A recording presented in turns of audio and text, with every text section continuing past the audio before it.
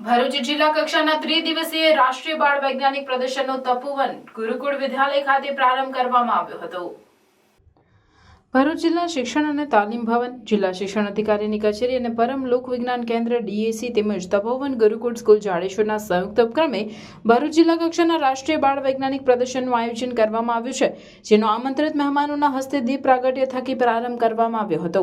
જિલ્લા કક્ષાના બાળ વૈજ્ઞાનિક પ્રદર્શનમાં 3 SVSમાંથી 45 કૃતિ સાથે 41 શાળાના 45 શિક્ષકો અને 90 છાત્રોએ ભાગ લીધો છે, જેનું નિરીક્ષણ 10 નિષ્ણાંતો કરશે।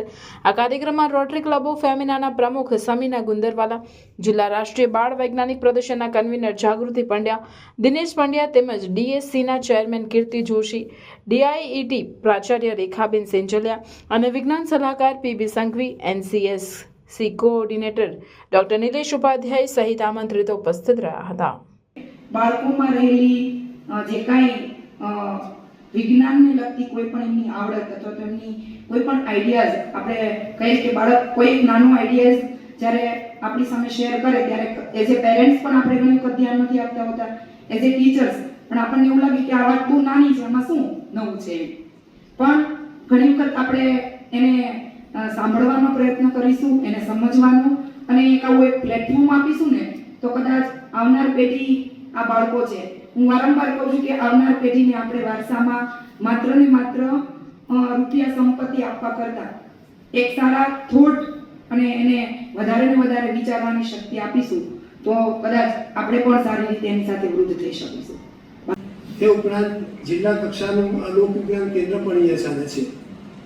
તે ઉપરાંત જિલ્લાની એકમાત્ર સંસ્કૃત પાઠશાળા એ પણ આપણા સંકુલમાં ચાલે છે અને યોગવેર સેન્ટર ભારત સરકારની એક યોજના અંતર્ગત ચાલે છે। તો આ 4 વિશિષ્ટ પ્રવૃત્તિઓના માધ્યમથી આપણે વિદ્યાર્થીઓનો સર્વાંગી વિકાસ થાય એ માટેના સંનિષ્ઠ પ્રયાસો ચાલે છે અને એમાં રાજ્ય સરકારનો પણ આપણને ખૂબ સહયોગ મળતો રહે છે। મિત્રો, ગુજરાત રાજ્યમાં કેટલાક જિલ્લાઓમાં લોક વિજ્ઞાન કેન્દ્રોના ભવનો ઊભા કરવાના છે, એ પૈકીનું એક ભવન આપણા સંકુલમાં ટૂંક સમયમાં શરૂ થઈ જશે। આપ કેમ્પસમાં દાખલ થયા હશો ત્યારે ડાબી સાઈડ પર એ ભવનનું નિર્માણ આપણે કરી રહ્યા છીએ। 10 કરોડ રૂપિયાના ખર્ચે આ ભવન તૈયાર થશે અને એ ભવનના માધ્યમથી આપણા વિદ્યાર્થીઓને જે કંઈ પ્રવૃત્તિ વૈજ્ઞાનિક વિશે કરવી હશે કરવાને માટેની ઉપલબ્ધતા પ્રાપ્ત થશે।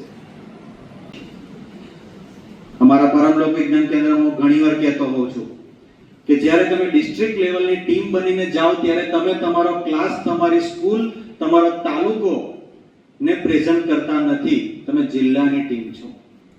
એટલે અહીંયાથી તમારી જે ટીમ બનશે એ ભરૂચનું પ્રતિનિધિત્વ કરશે અને ક્રમશઃ સ્ટેટ લેવલથી આગળના જે લેવલો હશે એ બધા જ લેવલ પર તમને તમારું જે સાયન્ટિફિક એટીટ્યુડ, સાયન્ટિફિક એપ્રોચ આ બધું જ તમને રજૂ કરવા માટેની તક ઊભી થશે।